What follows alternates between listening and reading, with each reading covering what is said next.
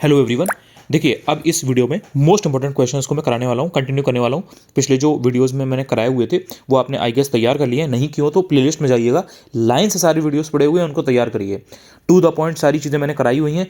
अगर आप उनको देख लेते हैं, उनसे तैयार करते हैं, तो आपको बार बार इधर उधर से कहीं से पढ़ने की जरूरत नहीं पड़ेगी और जो आपने पढ़ा हुआ है उसको आप बेटर वे में रिटेन कर पाएंगे। बात करता हूं आगे। देखिए, अगस्त 2023 में राजस्थान के ग्रामीण विकास के लिए यानी कि राजस्थान के रूरल डेवलपमेंट के लिए 1974 करोड़ रुपए की राशि मंजूर की गई है, ध्यान रखिएगा। इसके बाद में ऑयल इंडिया लिमिटेड को महारत्न कंपनी का दर्जा दिया गया है। आपको 4 ऑप्शन दिए जाएंगे, उसमें से पूछा जाएगा कि किस कंपनी को महारत्न कंपनी का दर्जा दिया गया है हाल ही में। तो उसमें यू शुड नो कि ऑयल इंडिया लिमिटेड यानी कि ऑयल को महारत्न कंपनी का दर्जा हाल में दिया गया है। ओएनजीसी विदेश लिमिटेड को नवरत्न कंपनी का दर्जा दिया गया है। 4 कंपनी आपको दे देगा, पूछ लेगा कि किसको नवरत्न कंपनी का दर्जा दिया गया है, तो यू शुड रिमेंबर कि ओएनजीसी यानी कि ओएनजीसी विदेश लिमिटेड को नवरत्न कंपनी का दर्जा दिया गया है। इसके बाद बात आती है कि हिमाचल प्रदेश सरकार के द्वारा ग्रीन हाइड्रोजन पॉलिसी तैयार करने की घोषणा की गई है। स्टेट आपसे पूछेगा, 4 स्टेट दे देगा, जम्मू कश्मीर, उत्तराखंड, पंजाब या हिमाचल प्रदेश। तो उसमें आपको याद होना चाहिए कि हिमाचल प्रदेश सरकार के द्वारा ग्रीन हाइड्रोजन पॉलिसी तैयार करने की घोषणा की गई है। Bollywood actor Shahrukh Khan real me mobile company के ब्रांड एम्बेसडर बन गए हैं। रियल मी के मोबाइल आते हैं, हो सकता है बहुत से लोगों के पास हो भी, अगर किसी के पास हो तो कमेंट्स में बता दीजिएगा। बॉलीवुड एक्टर शाहरुख खान बादशाह ये ब्रांड एम्बेसडर बने हैं रियल मी मोबाइल कंपनी के। केरला की अगर बात की जाए तो केरला देश का पहला पूरी तरह से ई गवर्नेंस स्टेट डिक्लेयर किया गया है। याद रखिएगा, केरला है, बहुत इंपॉर्टेंट क्वेश्चन है। 28 मई 2023 को देश के नए संसद भवन के उद्घाटन के दौरान 75 रुपए का सिक्का जारी किया गया है। Very important question it is.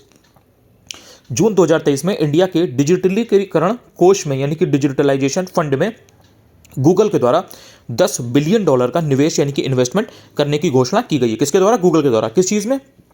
India के डिजिटलाइजेशन फंड में। कितने डॉलर का? $10 बिलियन का। इसके बाद में याद रखिएगा, जून 2023 में वर्ल्ड बैंक के द्वारा इंडिया में सरकारी संस्थाओं में गवर्नमेंट इंस्टीट्यूशंस यानी कि तकनीकी शिक्षा यानी कि टेक्निकल एजुकेशन की गुणवत्ता यानी कि क्वालिटी के डेवलपमेंट के लिए $255.5 मिलियन का ऋण देने की मंजूरी दी गई है। फिर से देखिए, जून 2023 में वर्ल्ड बैंक के द्वारा, किसके द्वारा? वर्ल्ड बैंक के द्वारा। कब की बात हो रही है? जून 2023 की। इंडिया में सरकारी संस्थाओं में यानी कि गवर्नमेंट इंस्टीट्यूशंस में तकनीकी शिक्षा यानी कि टेक्निकल एजुकेशन की गुणवत्ता यानी कि क्वालिटी के डेवलपमेंट के लिए, एनहांसमेंट के लिए $255.5 मिलियन का ऋण देने की मंजूरी दी गई है। जुलाई 2023 में टाटा सन्स ने यूनाइटेड किंगडम में ईवी बैटरी फैक्ट्री स्थापित करने का निर्णय लिया है। किसने लिया है? टाटा सन्स ने। कहां पर किया है? यूनाइटेड किंगडम में। क्या है? ईवी बैटरी फैक्ट्री स्थापित करने का निर्णय लिया है। अगस्त 2023 की बात अगर की जाए तो उत्तर प्रदेश स्टेट गवर्नमेंट के द्वारा जल पर्यटन और साहसिक खेल नीति 2023 को मंजूरी दे दी गई है। ये मैंने यूपी स्पेशल के करंट अफेयर्स में भी कराया हुआ है और पहले भी कराया हुआ है। तो ऐसा नहीं है कि यूपी स्पेशल की अगर चीज़ मैंने आपको अलग से दी है तो वो सिर्फ वहीं पर है। बहुत सारी ऐसी चीज़ें हैं जो मैंने आपको मिक्स करके पहले ही कराई हुई है क्योंकि वो एक्चुअल में बहुत इंपॉर्टेंट थी। तो इसलिए आपको परेशान नहीं होना है कि यूपी स्पेशल आपने अलग से अगर पढ़ा है नहीं पढ़ा है, पहले ही आपको कुछ जो मोस्ट इंपॉर्टेंट चीज़ें थी वो कराते चल रहा था मैं। तो ये ध्यान रखिएगा, जल पर्यटन और साहसिक खेल नीति 2023 यानी कि जो water tourism and adventure sports policy 2023 है, ये यूपी की राज्य सरकार ने अगस्त 2023 में इसको मंजूरी दी है। जुलाई 2023 में एचडीएफसी बैंक दुनिया का चौथा सबसे मूल्यवान बैंक बन गया है। जुलाई 2023 में कौन सा बैंक? HDFC bank. बहुत से लोगों के पास एचडीएफसी बैंक के क्रेडिट कार्ड वगैरह होंगे। याद रखिएगा, देश का पहला सार्वजनिक क्षेत्र का बैंक कैनरा बैंक है जिसने जून 2023 में रुपे क्रेडिट कार्ड के माध्यम से यूपीआई पेमेंट की सुविधा को शुरू किया है। कौन सा ऐसा पहला बैंक है? देश का पहला सरकारी कैनरा बैंक, जिसने जून 2023 में रुपे क्रेडिट कार्ड के माध्यम से यूपीआई पेमेंट की सुविधा को शुरू किया है। 10 अगस्त 2023 को आरबीआई के गवर्नर शक्तिकांत दास की अध्यक्षता में मौद्रिक नीति समिति यानी कि मॉनेटरी पॉलिसी की कमेटी की जो बैठक हुई थी उसमें मौद्रिक नीति वक्तव्य 2023-24 जारी किया गया यानी कि मॉनेटरी पॉलिसी स्टेटमेंट 2023-24 जारी किया गया।